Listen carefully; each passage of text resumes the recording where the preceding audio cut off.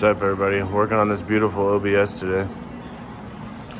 Doing turbo upgrade, up pipes, and down pipe.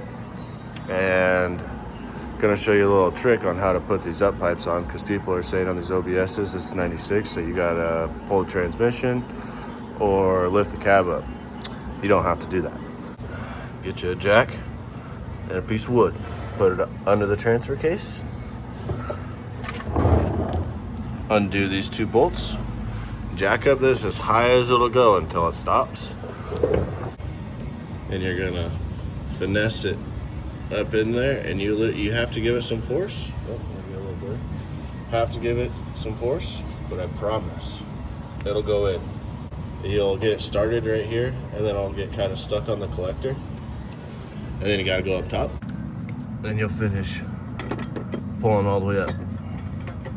And now she's up there. Leave it loose until you get everything else in here, and then tighten it all up at once. That's how you do it up pipes on an OBS. Like and subscribe.